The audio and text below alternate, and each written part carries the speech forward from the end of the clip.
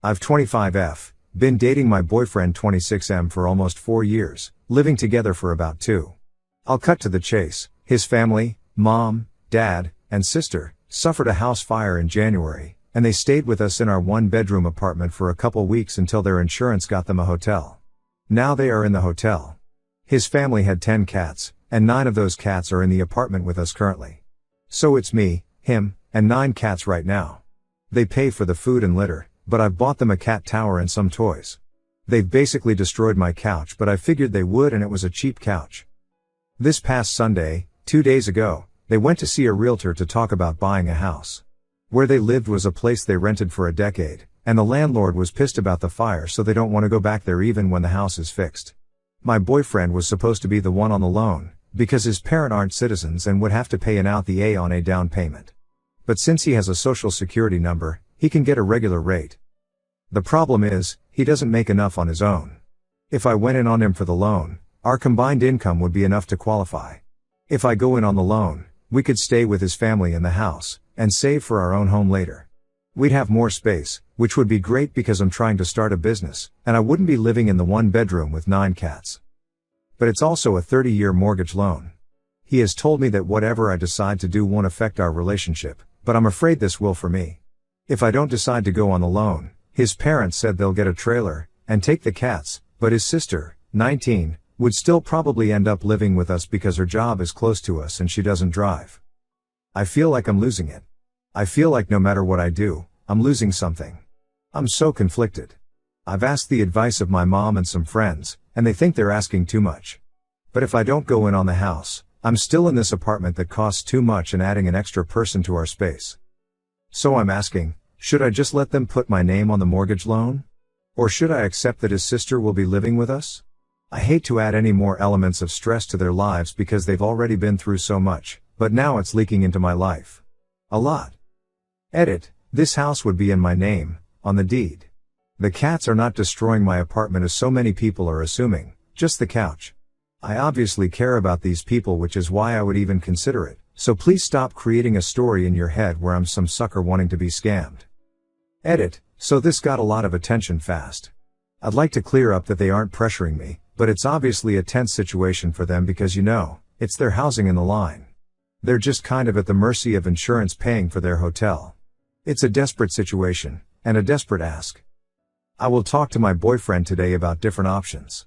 I spoke to my mom, who is a homeowner, and she advised against this, but seeing all of your reasons as well, like not being able to get a second mortgage because of this one, is a nail in the coffin.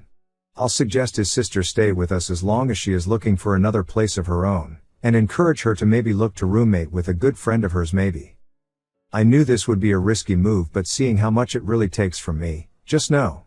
I will update later, but of peace of mind that I will not be taking out a mortgage for his family. Update 1. So I was not expecting 1,300 people to find so many different ways to say no Lamau. I'll be honest, I was not inclined to sign anything, not because I didn't think his family would follow through or anything, I just knew I didn't know enough to make this decision. Homeownership is a distant thought right now at the wee age of 25. I came here hoping to see if this is something people actually do, and what it would mean for me and my boyfriend if we did. The obvious risk was what if we break up, but I knew there was more than that, and you all made that clear. First things first, no mortgage. I made that post yesterday morning, and after reading through the comments that actually gave insight into something like this, I realized there is no way we can do this. I wish it was a viable option to solve their current problem, but it just isn't. Fortunately, by the time I got home after work and talked to my boyfriend about it, he also had realized this was not a good idea. Glad I had the foresight to make us wait before giving his family an answer. It just stunted too much of our own opportunities for the future, so we were both on the same page about it, thank God. Someone mentioned that you can learn a lot about someone by how they handle the word no, and I can say that I didn't really learn anything, but just confirmed suspicions I already had. His mom was very understanding, and I don't think she even understood what she was asking when it came up.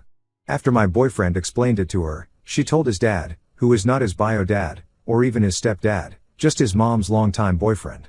This matters for the next part. His dad did not take it very well. Before any of this, my BF's parents told him they would help him get his credit up so he could take in the loan for the house. They'd help pay off his credit card, and obviously front the money for the down payment. And they said even if we didn't help with the house, they'd still do that since he's helped so much already, coordinated with the Red Cross to get them assistance after the fire, helped wrangle the cats, housed the cats and his family, went with them to the realtor. As I suspected, though, once we made it clear that it was not happening with the mortgage, and how it would damage our future chances at a home for ourselves, his dad wasn't happy. When his mom asked if they would still pay my BF's credit card, his dad said no. He didn't help us, so we won't help him, is how he put it apparently. Yeah, like I said, my boyfriend's family is dysfunctional. I can't say I've ever had the most respect for his dad, but he's been there for most of my boyfriend's life. I have lots of thoughts of how this should go, but ultimately we are just going to try problem solving in different ways. Definitely no rushing into quick fixes. Maybe be less ready to help so his dad can see what's that's actually like. Also, a note to you all as a collective, I understand that the world is full of cruel people. But I think a lot of you miss the context of this situation when you cast judgment on his family's intentions.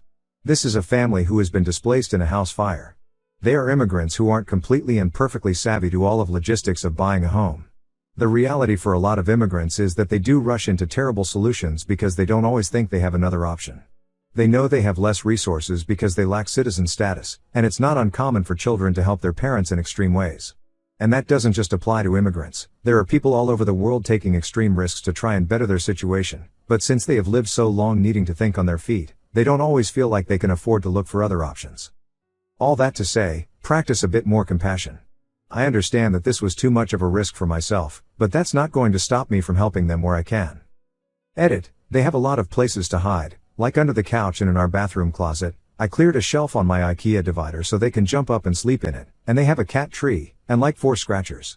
Trust me, I know it is not ideal, but I was surprised at how not crazy they've been.